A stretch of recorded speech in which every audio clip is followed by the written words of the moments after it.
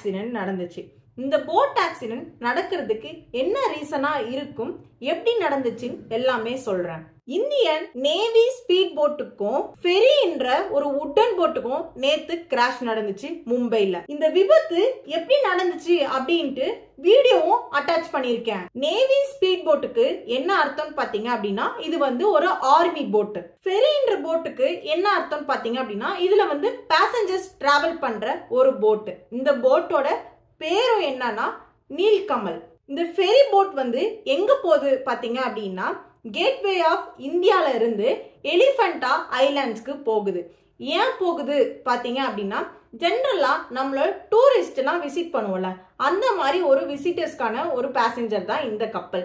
இந்த கப்பல் வந்து இந்த ஐலாண்ட் இந்த கேட்வேல இருந்து அங்க போறப்போ இது வந்து ஒரு பாப்புலரான ஒரு ரூட் தான். இது வந்து அங்க இருக்க டூரிஸ்ட் மூலியமா லோக்கல்ஸ் மூலியமா தான் அந்த இடத்துக்கு போவாங்க.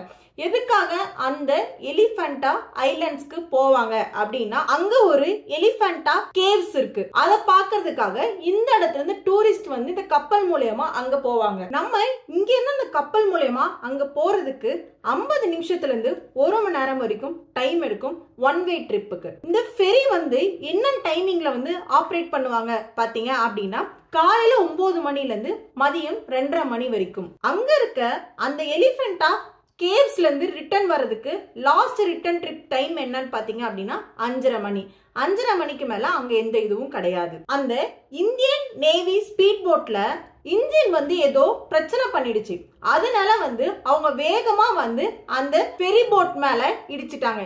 இடிச்சதுனால என்ன ஆச்சுன்னா அந்த ஸ்பீட் போட்ல வந்து 5 பேர் டிராவல் பண்ணிட்டு இருந்தாங்க. இந்த ஃபெரி போட்ல வந்து 110 பேர் பேசஞ்சர் டிராவல் பண்ணிட்டு இருந்தாங்க. இப்போ இந்த போட் வந்து இடிச்ச வேகத்துல இந்த பெரிய போட் இருக்குல்ல உட்டன் போட், ஃபெரி போட்ல இருந்து 8 பேர் வந்து இறந்து போயிட்டாங்க. அந்த ஸ்பீட் போட்ல இருந்த 3 பேர் நேவல் பர்சனல் இறந்து போயிட்டாங்க.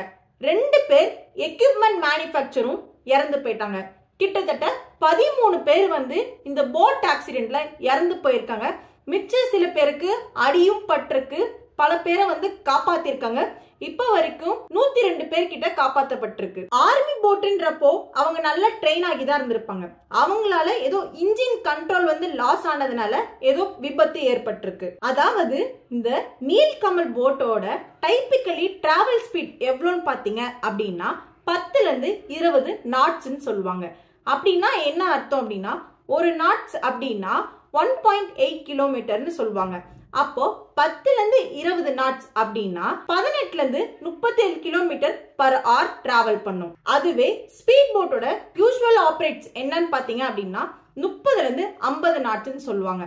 அப்போ 30ல இருந்து 50 நாட்ஸ்னா 55ல இருந்து 90 கிலோமீட்டர் பர் ஹவருக்கு டிராவல் பண்ணும். இப்போ இந்த ஸ்பீட் போட்டோட ஸ்பீடு வந்துட்டு அங்க நடக்கிற மிஷின்ஸ் அப்புறம் அந்த கடலோட கண்டிஷன்ஸ்க்கு பொறுத்த ஸ்பீட்ல அவங்க போய்க்கலாம். அப்புறம் சிவிலியன் ஜோன்ஸ்ல எல்லாம் வந்து அவங்க ரொம்ப கம்மியான ஸ்பீட்ல தான் போவாங்க. அதாவது 15ல இருந்து 20 நாட்ஸ் வரைக்கும் போவாங்க. பொதுமக்கள் இருக்க இடம். அப்போ கிலோமீட்டர் எவ்வளவு ஸ்பீட்ல இருக்கும் பாத்தீங்க அப்படின்னா 27ல இருந்து 37 கிலோமீட்டர் பர் ஹவர்ல போவாங்க. பிரைம் மினிஸ்டர் நரேந்திர மோடி இறந்து போன ஃபேமிலி எல்லாருக்கும் 2 லட்சம் ரூபாய் பணம் கொடுக்கறேன்னு அனௌன்ஸ் பண்ணியிருக்காரு. அப்புறம் இதுல அடிப்பட்ட மக்களுக்கு வந்து 50,000 ரூபாய் பணம் கொடுக்கறதாவும் சொல்லியிருக்காரு. காங்கிரஸ் பிரசிடென்ட் மாலிக் அர்ஜுனும் இந்த இறந்து போன ஃபேமிலிக்கு வந்து வருத்தம் தெரிவிச்சிருக்காரு. இது எதிர்பாராத சோகமான சம்பவம் தான் நேத்து நடந்துச்சு. ஃபெரிக்கும் ஸ்பீட் போட்டுக்கும் இந்த கிராஷ் நடக்கிறதுக்கு என்னவா ரீசனா இருக்கும்னு பார்க்கலாம். அவங்களுக்கு புவர் வெதர் கண்டிஷனா இருந்திருக்கலாம், இல்லனா நேவிகேஷனல் எரரா இருந்திருக்கலாம், இல்லனா 2 போட்டுக்கும் கம்யூனிகேஷன் கேப் இருந்திருக்கும். அதாவது ரேடியோ கம்யூனிகேஷன் வந்து ஃபெயிலியர் ஆகி இருக்கலாம், இல்லனா ஸ்பீட் போட் வந்து அதிகமான ஸ்பீட்ல டிராவல் பண்ணி இருக்கலாம், இல்லனா இந்த கேட்வேல இருந்து எலிஃபண்டா ஐலாண்ட்ஸ்க்கு போற அந்த கடல் ரூட்ல வந்து ஏதாச்சும் டிராபிக் ஆகி இருக்கலாம். இந்த விபத்து எப்படி நடந்துச்சு அப்படின்ட்டு வீடியோவும் அட்டாச் பண்ணிருக்கேன்.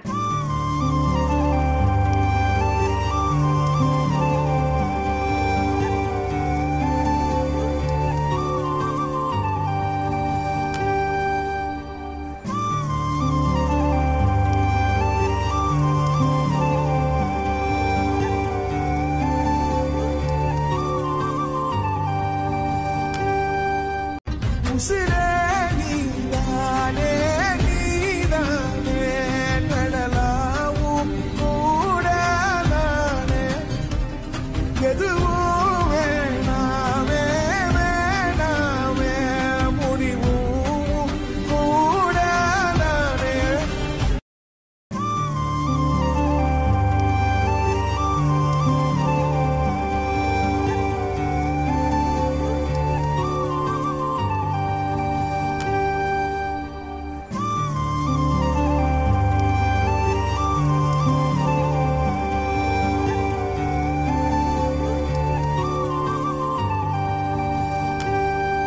என்னோட இன்ஃபர்மேஷன் வந்து உங்களுக்கு யூஸ்ஃபுல்லா இருந்துச்சு அப்படின்னா மறக்காம என் சேனலை சப்ஸ்கிரைப் பண்ணாம இருந்தீங்க அப்படின்னா சப்ஸ்கிரைப் பண்ணிக்கோங்க.